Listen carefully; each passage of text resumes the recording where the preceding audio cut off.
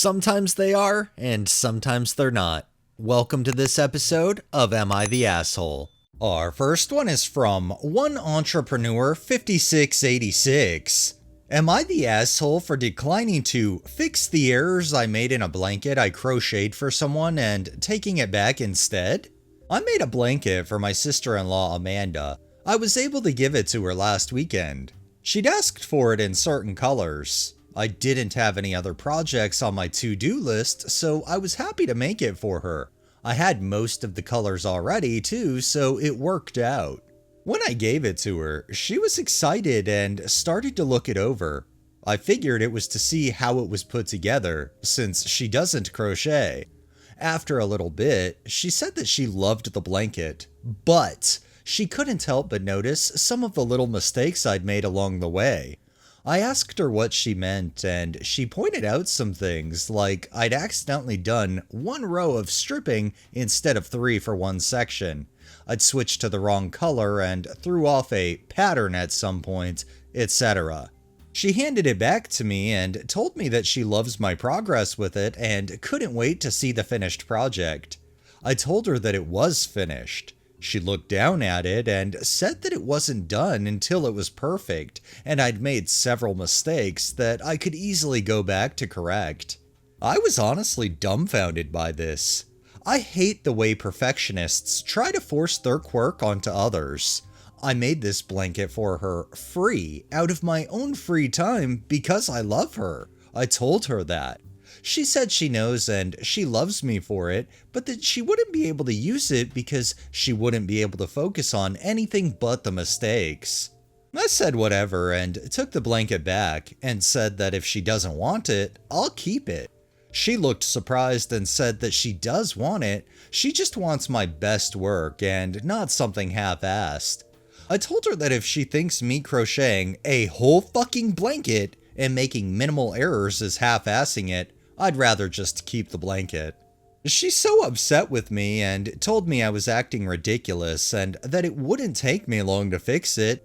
If you know anything about crochet, you know that if I made an error on row 36 of a 1115 row blanket, that's essentially starting over again.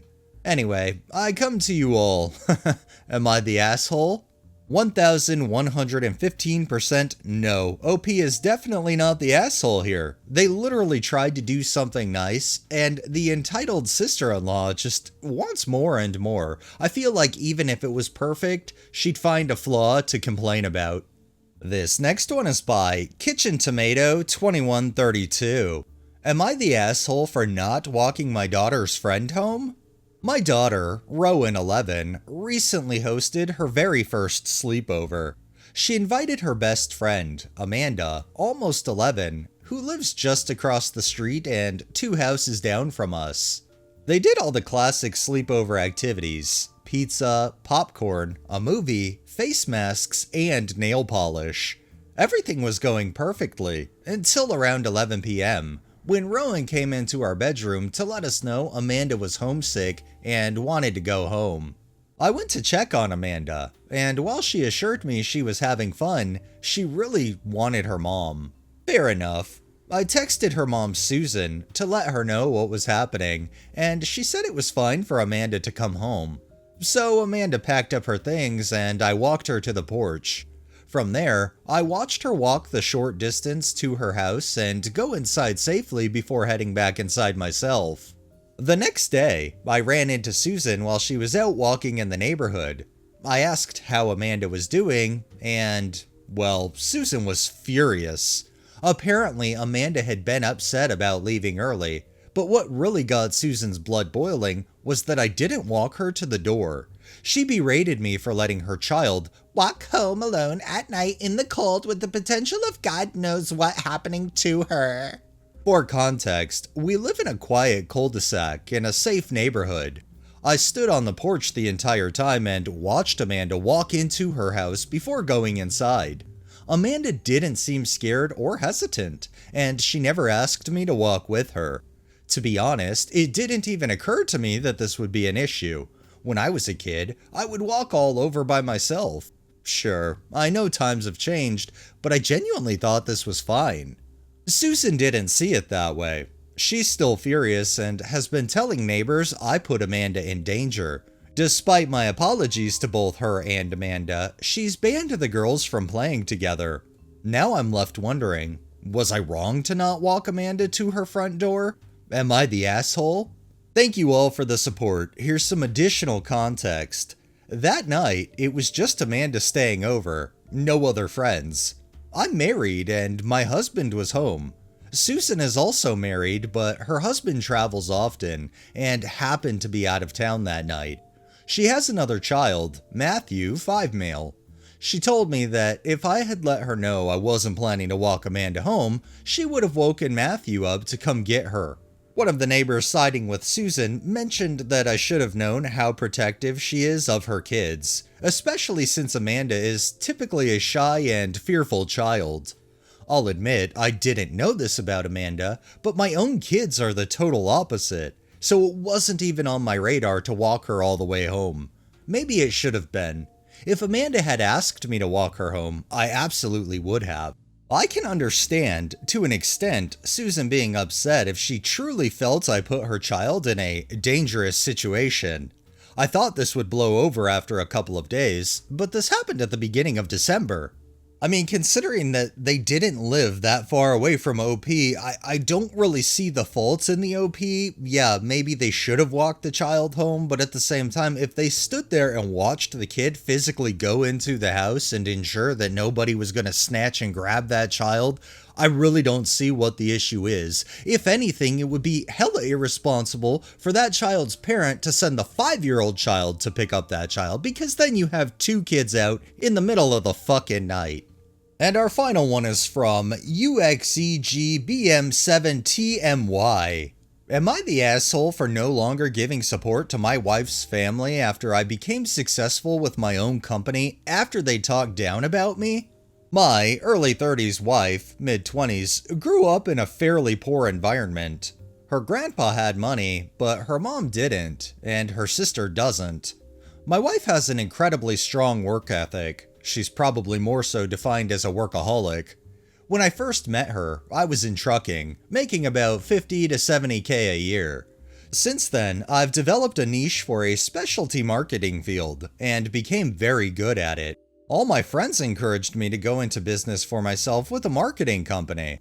My wife was fully supportive of this, even after we discussed the financial difficulties we would have for the first year or so due to a limited budget. I made sure she knew that some months I may not get a check from the business. My salary is paid monthly. Her family, however, were not. They accused me of neglecting my family, being lazy and not wanting to work, etc.